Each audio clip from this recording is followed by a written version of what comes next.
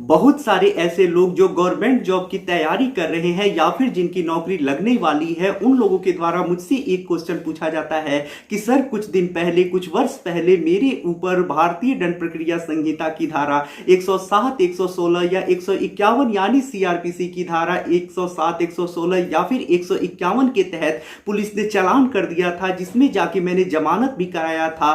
तो अब मेरी नौकरी लगने वाली है, उसमें एक डिक्लेरेशन फॉर्म भरवाया जा रहा है जिसमें पूछा जा रहा है कि क्या आपके ऊपर कोई मुकदमा दर्ज है या फिर आपके ऊपर कोई केस चला है या नहीं चला है। तो ऐसे में मैं उसमें क्या जवाब दूं, क्या लिखूं। तो आज के इस वीडियो के माध्यम से मैं आपको यही बताने वाला हूं कि अगर आपके ऊपर 107, 116 या फिर 151 के तहत केस दर्ज हो जाता है और ऐसे में आपकी नौकरी लगने वाली है, आप नौकरी कर रहे हैं या फिर तैयारी कर रहे हैं, तो ऐसे में आपकी नौकरी के ऊपर इस मुकदमे का क्या प्रभाव पड़ेगा। तो चलिए वीडियो को शुरू करते हैं। तो देखिए, अगर आप सरकारी नौकरी कर रहे हैं, नौकरी की तैयारी कर रहे हैं या फिर आपकी नौकरी लगने वाली है और ऐसे में कुछ दिन पहले आपके ऊपर भारतीय दंड प्रक्रिया संहिता की धारा 107, 116 या फिर 151 के तहत पुलिस ने कार्यवाही कर दिया है, आपका चालान कर दिया है, आपने उसमें जमानत ले ली है और अब आपको डिक्लेरेशन फॉर्म भरना है। तो ऐसे में आपको डिक्लेरेशन फॉर्म में नो भरना है, यानी आपके ऊपर कोई मुकदमा नहीं चला है, कभी जेल नहीं गए हैं, कभी आपके ऊपर कोई केस नहीं हुआ है। क्योंकि जो 107, 116 या फिर 151 की कार्यवाही होती है वो किसी अपराध करने के लिए नहीं होती है, बल्कि आप अपराध कर सकते थे उससे रोकने के लिए होती है।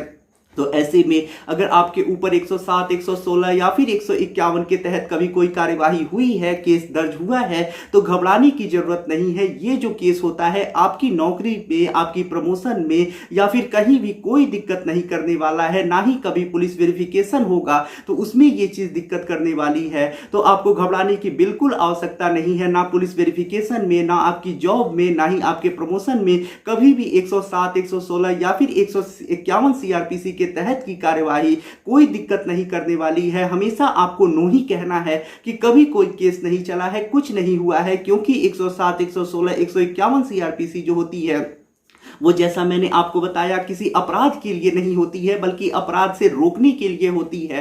हो सकता था कि आप अपराध कर सकते थे, इस वजह से आपको रोक दिया गया, यानी आपने अपराध कोई नहीं किया है, आपने कोई ऑफेंस नहीं किया है। तो ऐसे में घबराने की कोई आवश्यकता नहीं है, कोई दिक्कत नहीं है। आपकी जो डिक्लेरेशन फॉर्म है आप उसमें नो भरिए कि कभी कोई केस नहीं चला है, कभी आप जेल नहीं गए हैं। लेकिन अगर आपके ऊपर आईपीसी के तहत या फिर किसी अन्य अधिनियम के तहत कोई मुकदमा चला है, तब ऐसे में आपको यस भरना पड़ेगा। लेकिन अगर सिर्फ सीआरपीसी की धारा 107, 116, 151 के तहत आपके ऊपर कार्यवाही हुई है, तब आपको नो भरना है, कोई घबराने की जरूरत नहीं है। तो आशा कर रहा हूं जो जानकारी मैंने आपको दी उसकी वजह से आपका बड़ा कंफ्यूजन मिट चुका होगा।